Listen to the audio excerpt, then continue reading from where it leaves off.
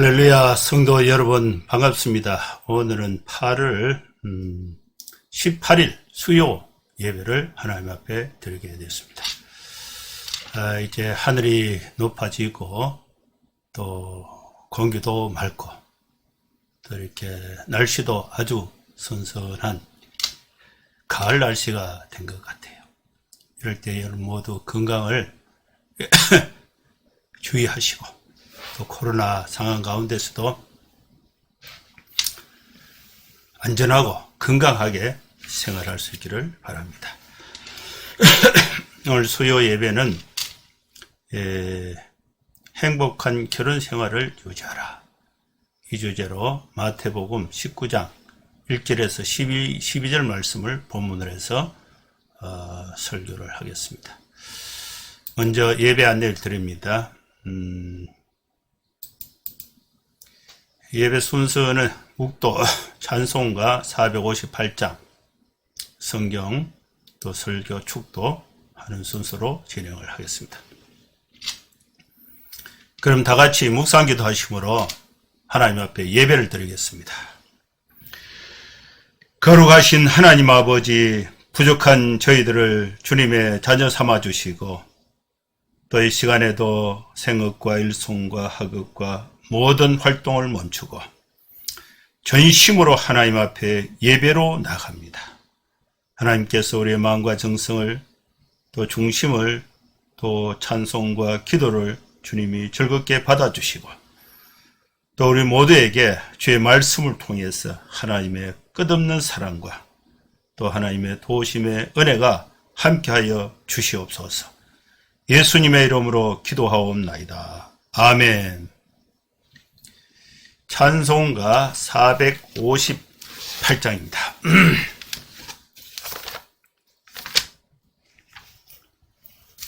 (458장)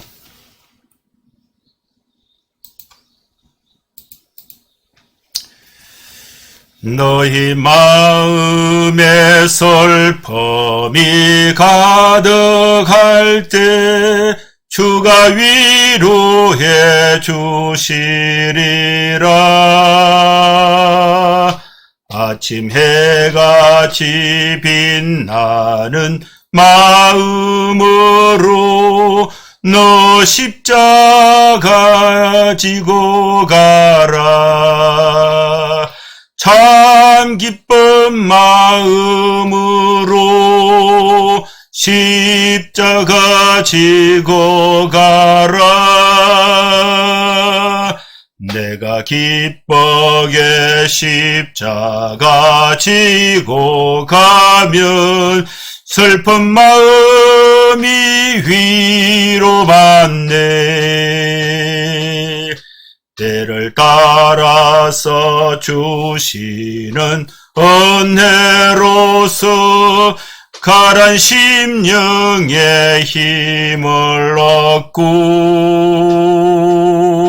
주가 언약한 말씀을 기억하고 너 십자가 지고 가라. 참 기쁜 마음으로 십자가 지고 가라.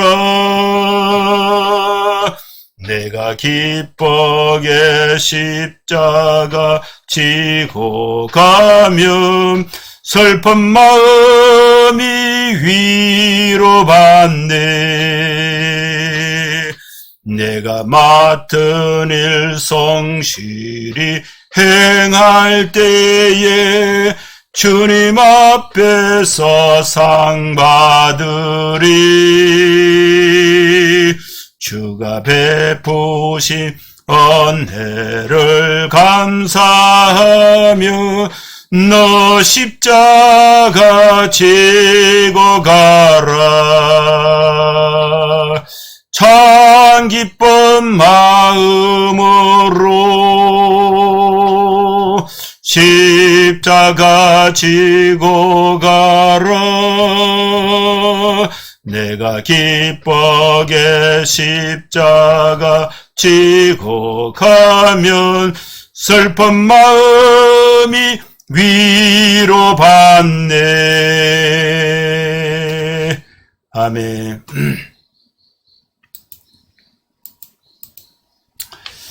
마태복음 성경 본문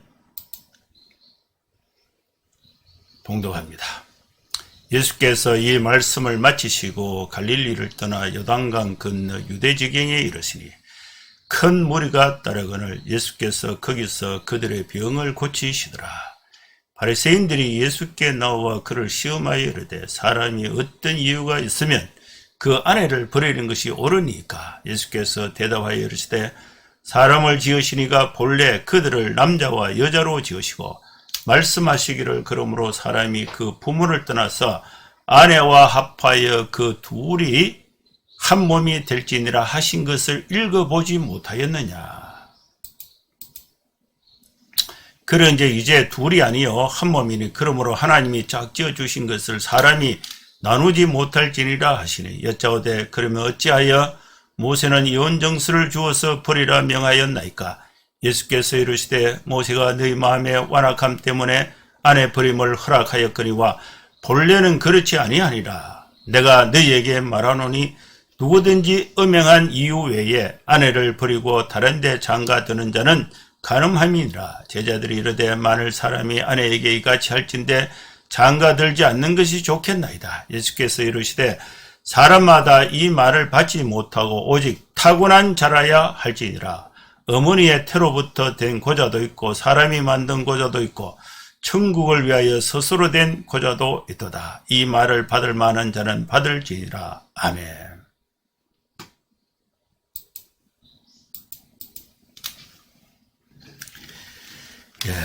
오늘 수요 예배에 하나님께서 결혼에 대해서 이혼 논쟁에 대해서 설명하시면서 결혼에 대해서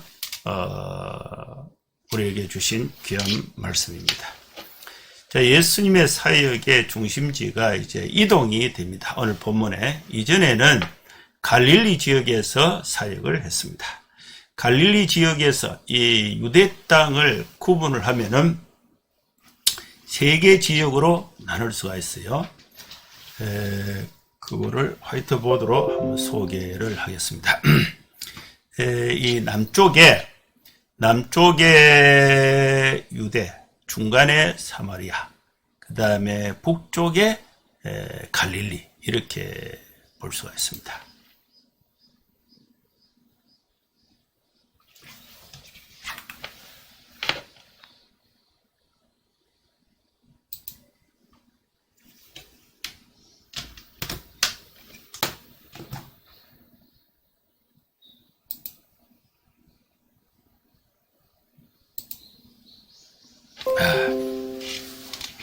화이트보드를 오래간만에 쓰니까 바로 작동이 잘 안 됐어요.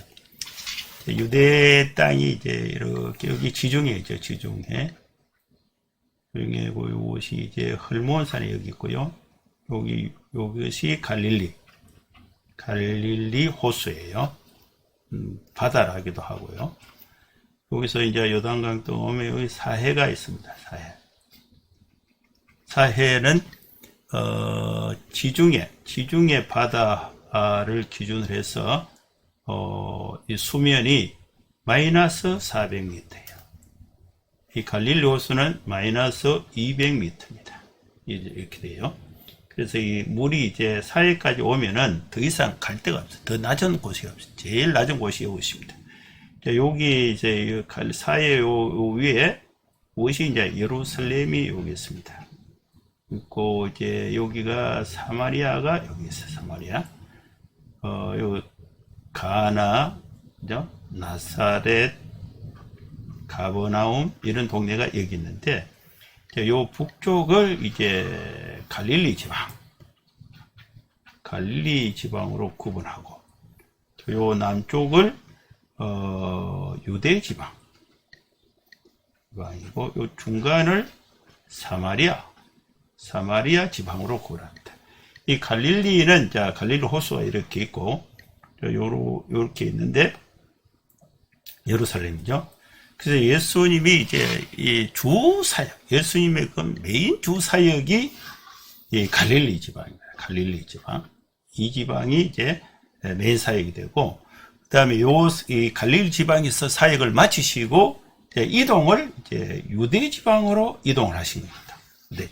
그 사마리아 지역은 가끔 이렇게 예수님이 지나가시면서 수가성 사마리아 여인이 있었던 그 우물가 사건이 이제 나오고, 대부분의 사역은 갈릴리, 그 다음에 유대 지방, 이렇게 사역.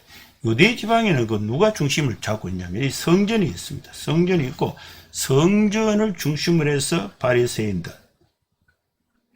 또 사도개인들, 이런 사람들이 주 인구로 이루고 있습니다. 그래서 성전의 중심에는 대제사장, 이렇게 볼 수가 있죠.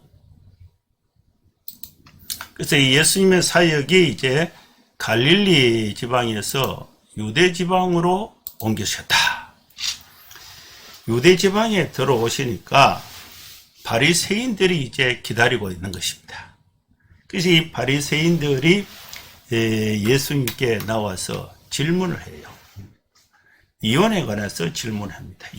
이혼해도 됩니까? 이렇게 이제 질문을 하는 거죠. 이 이혼 문제가 당시 사회에서도 중요한 이슈가 되었습니다. 직접적으로 이 문제에 대한 태도에 따라서 예수님을 공격할 수 있고 배척할 수 있는 구실을 손쉽게 찾을 수가 있기 때문입니다. 그 예수님은 이스라엘의 중심 지역인 유대 땅에서 본격적으로 이제 유대의 이 지도자와 또 부딪히게 된 것입니다. 갈릴리 지방에 다니실 때는 이 교리적으로 또 종교적으로 이 부닥칠 일은 거의 없고, 일반 시민들, 일반 백성들의 이 고통, 또 질병, 또 이렇게 귀신 들림, 또 이렇게 생활고, 이런 부분에 대해서 예수님이 많은 이렇게 베풀고 치유하고 돕고, 이런 사역이 이제 이루어졌습니다. 이제 상대적으로 이제 경제적으로는 안정감이 있는 유대 지방에서는 정신, 예수님이 전하는 복음과 또 당시에 그 하나님을 가장 잘 믿고 있다고 생각했던 성전 중심의 바리새인들, 사두개인들, 이런 사람들의 이 종교, 신앙심과 그 교리의 그 차이에 그 충돌이 생기게 되는 것입니다.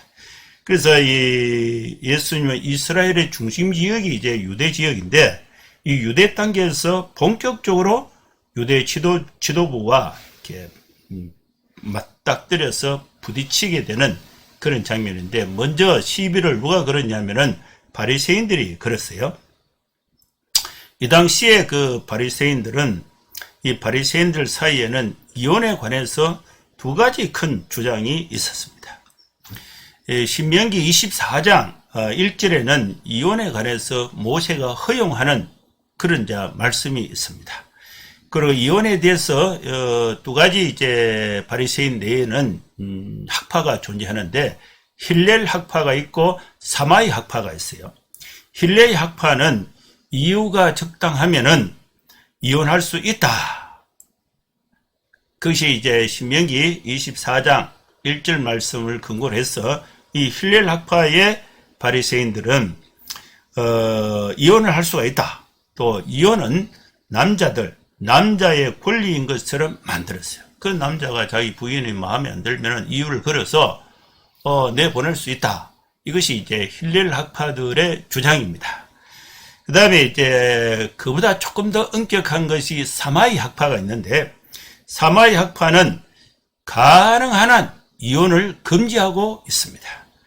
바리새인들의 질문은 힐렐 학파의 주장에 근거해서 이혼을 허용하는 이 힐렐 학파의 주장에 근거해서 예수님께 질문을 한 거죠.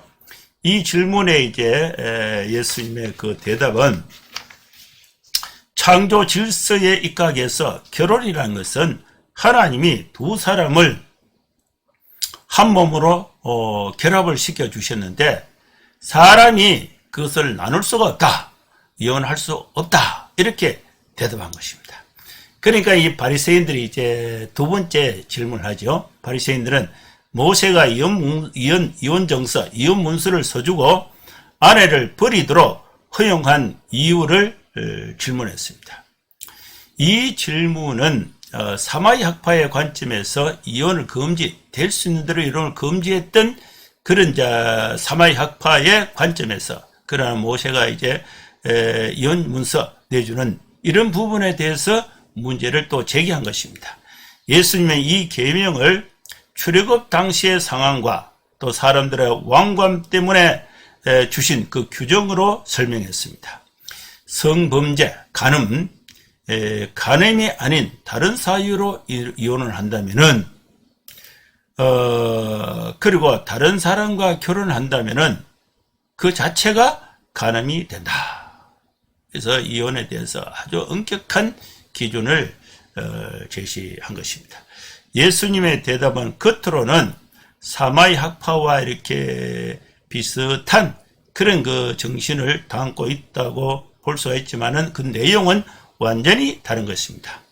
구약의 그 어떤 계명을 상황적인 것으로 해석하고 그 상황에서 허용된 것이다. 모세의 상황에서.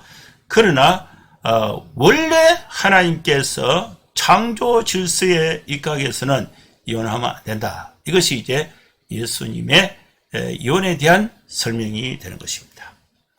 자, 이 이혼에 대한 그 설명은 오늘 우리 교회가 공개적으로 또 이렇게 설교하기가 쉽지가 않아요. 우리 상황이 현실이 그렇습니다. 결혼을 해서 하나님께서 결혼을 해서 행복하게 살아라고 또 가정을 또 만드시고 가정을 통해서 하나님이 그 가정에 축복을 주시는데 실제로 남자와 여자가 서로 사랑을 고백해서 가정을 이루었을 때에 행복한 생활보다도 대부분 이렇게 행복한 삶을 사는 분들이 많습니다. 그러나 또 불행하게 사는 사람이 많아요. 결혼이라는 법적인 결혼을 유지하고 있지만은 실제 생활은 마지 못해서 힘들게 자녀들이나 재산이나 사회적 어떤 이렇게 위치 또 이렇게 체면 또 이런 것 때문에 실제로는 이렇게 따로 살고 싶은데 이혼하고 싶은데 이혼을 못하고 사는 사람도 있어요. 행복하게 사는 사람도 있고 또 결혼은 유지하지만은 실제는 힘들게 사는 사람이 있고 그리고 또 현상적으로 실제로 이혼을 한 사람도 많습니다. 그런데 이제 오늘 이 말씀에 이 본론적인 이 이혼에 관한 말씀을 설교한다고 했을 때에 이미 이혼을 해서 또 이혼도 한 번 하는 사람 아니고 두 번, 세 번 하는 사람도 있어요. 그런 분들이 이 설교를 듣는다고 했을 때에 마음에 어떤 마음이 생길까? 자, 이런 목사로서 우리 교인들의 형편을 생각했을 때에 피하고 싶은 이런 설교는 피하고 싶은 그런 측면이 있습니다. 그런 하나님께서 우리에게 주신 말씀이기 때문에 앞으로 이제 우리는 세 부류의 사람들이 이제 이 말씀을 듣고 있습니다. 앞으로 결혼을 할 사람, 우리 청년들, 학생들이 있습니다. 학생들은 미리 오늘 이 말씀을 잘 듣고 앞으로 결혼 생활을 어떻게 해야 되겠다. 그런 기준을 잘 세울 수 있기를 바라고요. 또 이미 결혼해서 생활하고 있는 분은 앞으로 이제 이혼을 한다고 생각하지 말고 결혼 내에서 문제가 생기면 하나님께 해결함을 받고 또 이렇게 교회 도움, 또 전문가의 도움을 받아서 가정을 깨지 않고 계속해서 행복하게 살아갈 수 있도록 힘을 쓴다. 이런 생각을 좀 가졌으면 좋겠다. 그런 생각이 듭니다. 그 다음에 또 우리 교인들 중에 또 우리 사회 사람들 중에 이미 이혼을 해서 사는 사람은 어떡합니까? 그런 사람들은 이미 지나간 거예요. 지나간 거. 지나간 것이고 또 그럴 만한 현실적인 또 충분한 이유가 있어서 국가의 또 법원에 요청을 해서 이제 이혼이 이제 판결이 난 사람들도 있습니다.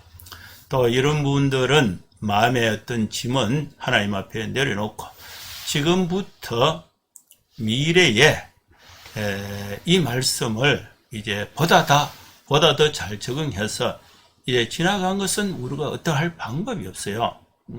하나님 앞에 묻어버리고 또 새로운 삶에 있어서는 이 말씀을 좀 더 깊이 생각하면서 또 만약에 또 혼자 사시는 분들도 있고 혹시 또 재혼을 하신 분들도 이 가정의 하나님의 축복과 가정의 원리, 축복의 원리에 따라서 과거에 매이지 말고 또 보다 자유스럽고 보다 하나님의 뜻을 쫓아서 이전보다 더 행복한 삶을 살아갈 수 있는 기준으로 삼을 수 있기를 주의 이름으로 축원합니다. 이혼에 대한 논쟁 이후에 이제 독신에 대한 그 교훈이 또 있습니다.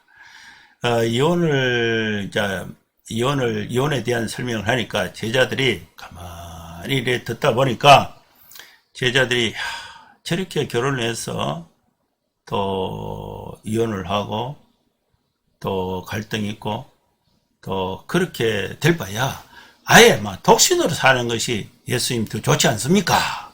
그런 질문이에요. 듣고 있던 제자들이 결혼하지 않는 것이 더 좋겠다는 의견을 예수님께 제시를 했습니다.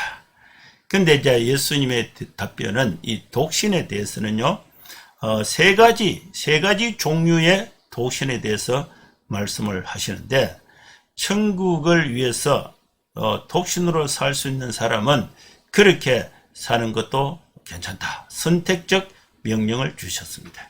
세 가지 독신은 태어나면서부터 고자, 또 두 번째는 사람이 만든 고자, 징벌이죠.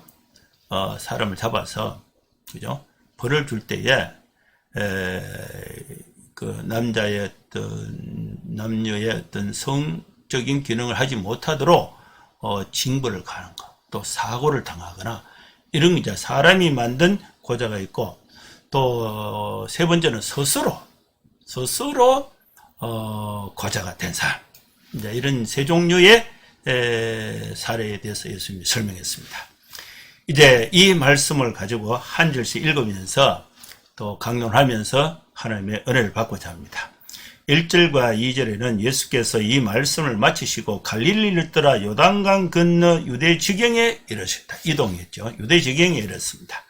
큰 무리가 따르거늘 예수께서 거기서 그들의 병을 고치셨다.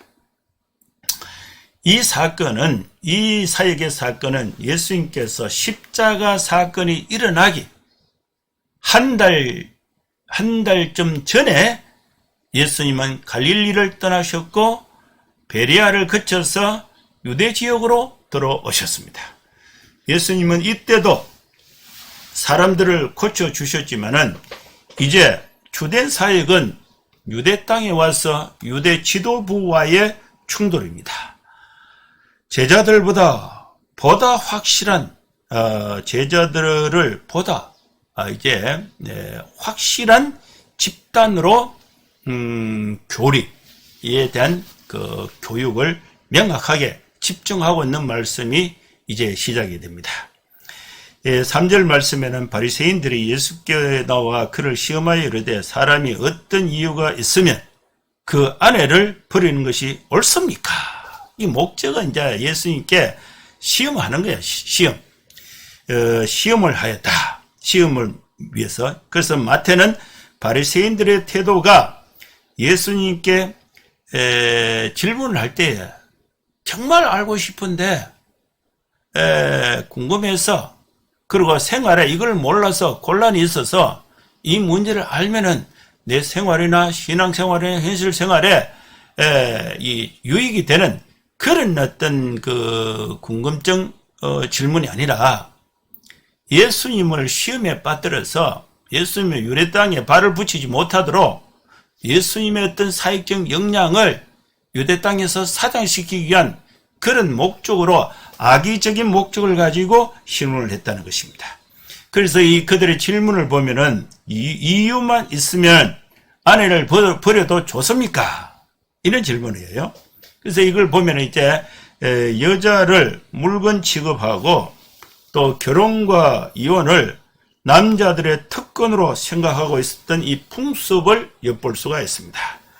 여자에게 수치되는 일이 발견될 때에 이혼 문서를 주고 아내를 돌려보낼 수 있다. 신명기 24장 1절 말씀을 근거로 해서 힐렐 학파는 가능하게 넓게 또 사마이 학파는 가능하게 좁게 해석하는 이 대목입니다. 이 사이에서 이제 예수님이 어떻게 힐렐 학파의 관점에서 해석을 하면은 사마이 학파에 걸리고 사마이 학파의 관점에서 해석하면은 힐렐 학파에 걸리는 거예요.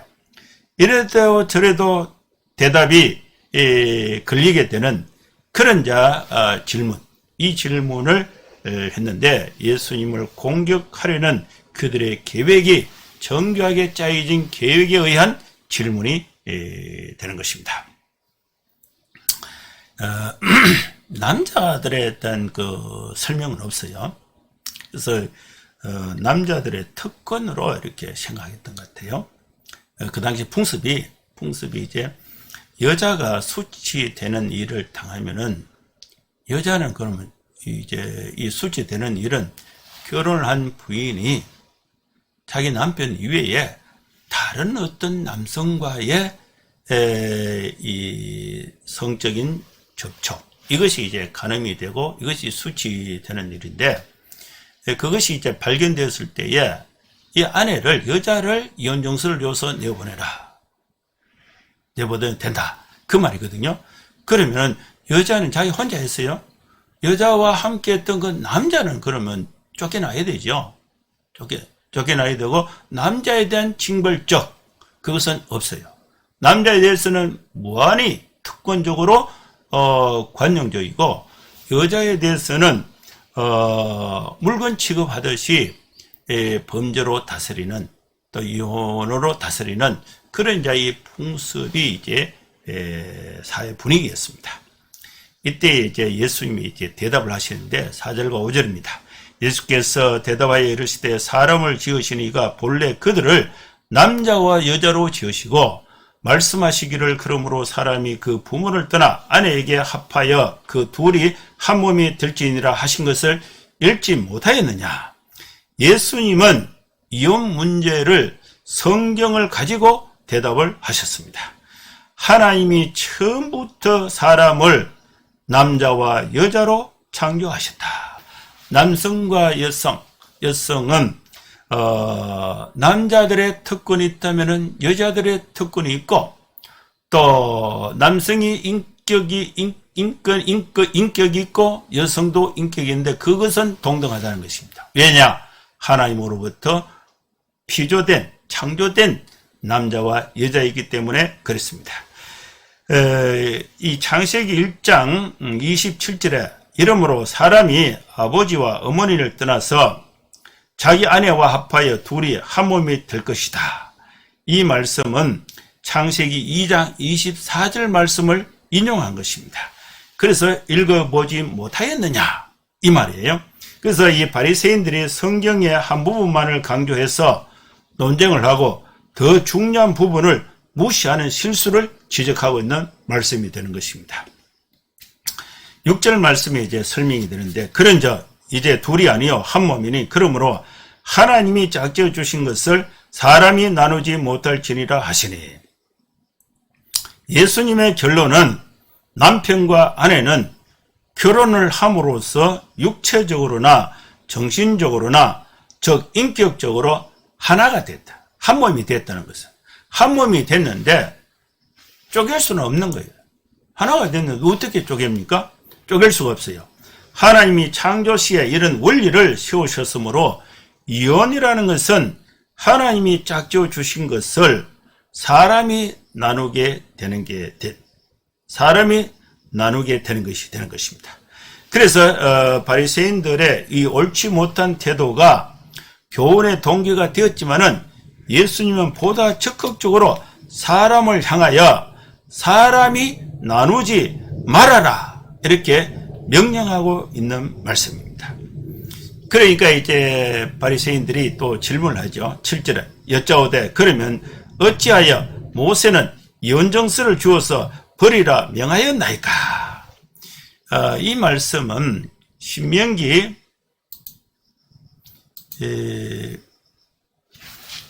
24장 1절에서 4절 말씀을 인용한 것입니다. 여기에 근거해서 바리새인들이 질문한 거예요.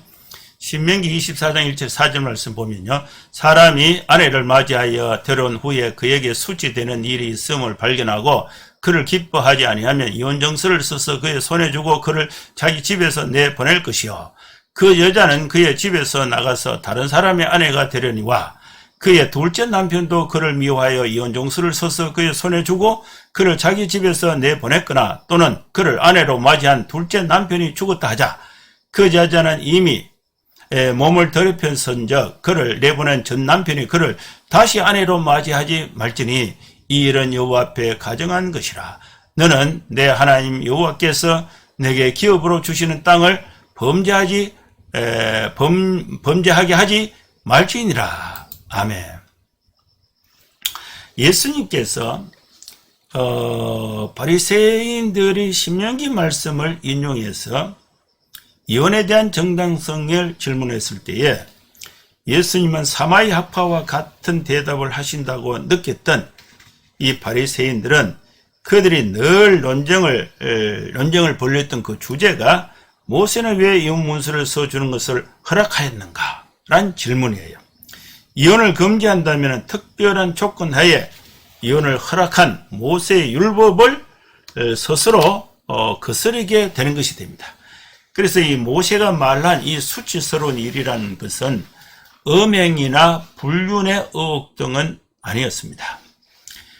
음행이나 불륜은 이미 이혼의 사유 이전에 이혼의 사유가 아니고 이런 죄는 사형으로 처벌받게 되었어요. 그런데 이 수치스러운 일은 다른 음행이나 불륜 이외에 이 남편 입장에서 뭐 게으르다거나 보기가 싫다거나 또 자기 마음에 안 든다거나 또 이런 그 내용을 포함하고 있는 것입니다. 이 결혼 생활을 중단해도 좋을 만큼 수치스러운 일이라는 것은 아마도 성적인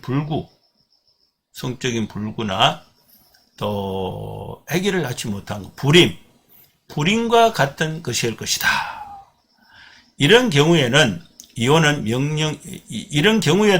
이혼은 명령이 아니었어요.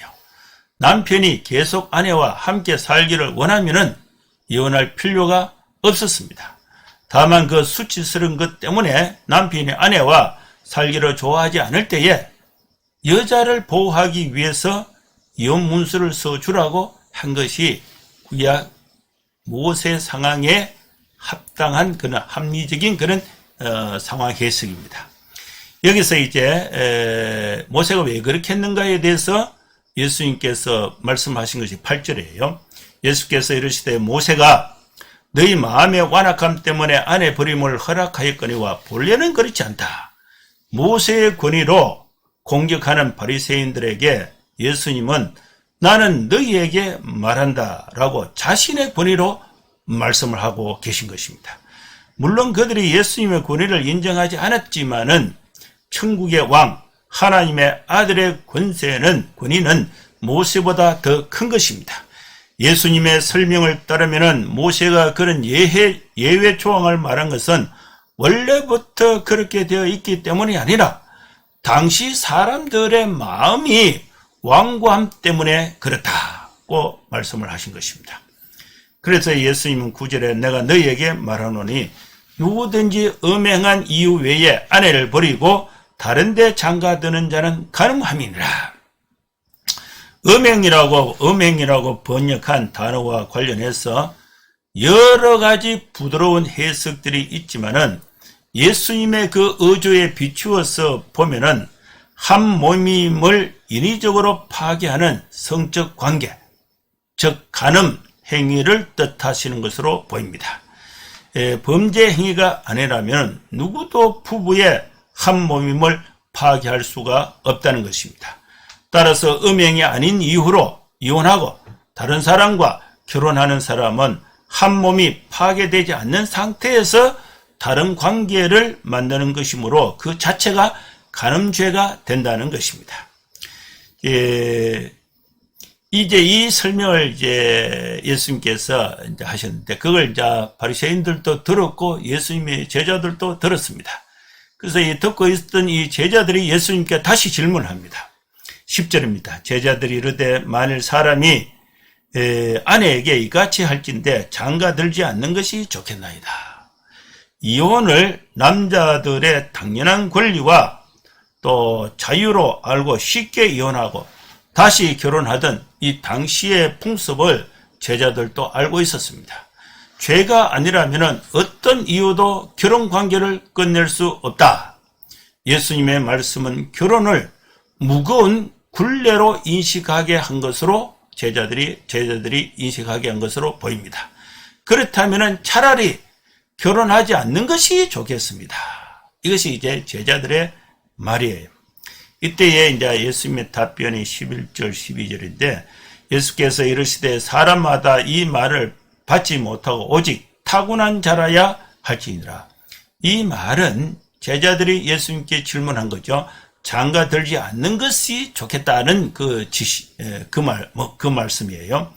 인간의 본성을 알고 계신 예수님은 결혼하지 않고 산다는 것은 보통 사람에게는 쉽지 않음을 알고 계신 것입니다. 예수님은 결혼을 정지하거나 제한하지 않으셨습니다. 반대로 결혼을 하나님께서 세우신 창조 질서로 축복하기도 하셨습니다. 독신 생활은 모두가 아니라 그런 삶이 주어진 사람들이어야 한다. 독신 생활 자체를 부정한 것은 아닌데 이거는 특별한 경우에 있다. 이것을 이제 말씀하신 것입니다. 이 독신으로 살 수밖에 없는 독신이라는 것은 부부의 성생활을 하지 않고 살 수 있는 하지 않고 살아갈 수밖에 없는 이 세 종류의 독신에 대해서 고자에 대해서 설명합니다. 그것이 12절이에요. 어머니의 태로부터 된 고자도 있고 태어날 때부터 성불구자로 또 이렇게 결혼을 할 수 없는 이 성적인 또 이렇게 신체적 조건을 갖고 태어난 사람이 있고 그 다음에 천국을 위하여 스스로 된 고자도 있다. 사람이 만든 고자도 있다. 고대 이제 징벌 중에 성생활을 더 하지 못하도록 이렇게 벌을 주는 거예요.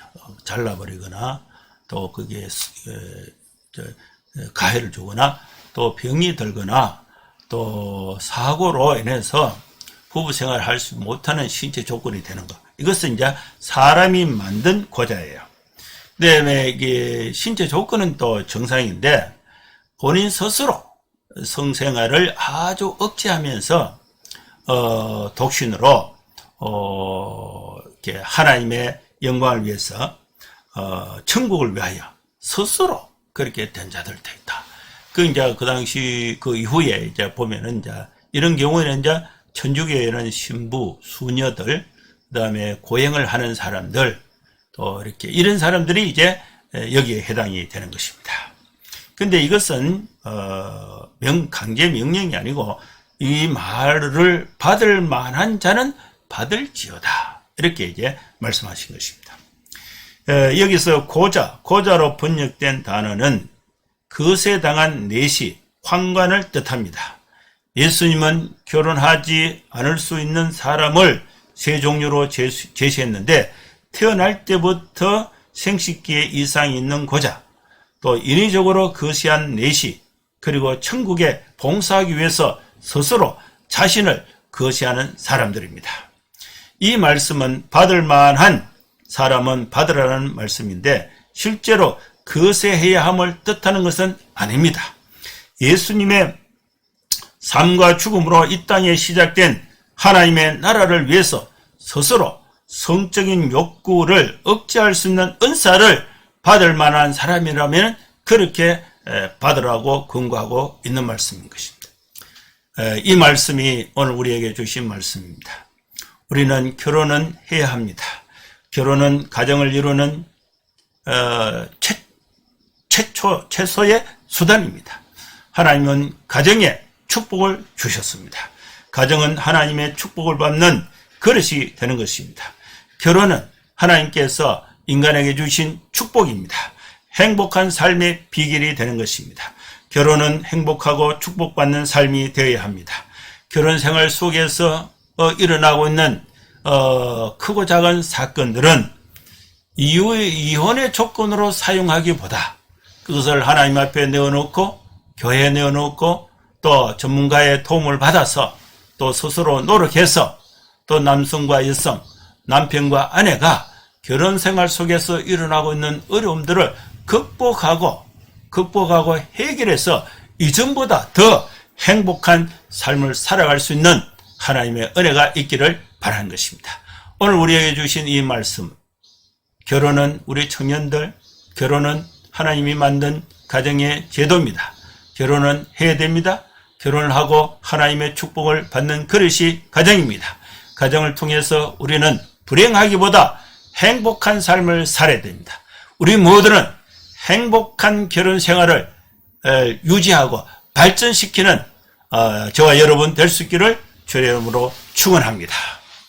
기도하겠습니다. 하나님 아버지, 우리에게 주신 귀한 말씀을 우리가 받고 가정에 받아서 또 가정을 통해서 또 하나님이 결혼해 주신 그 축복을 마음껏 누리며 또 고난과 어려움이 있을 때 극복해서 하나님의 축복을 유지하며 살아갈 수 있는 저희들 되게 하여 주시옵소서.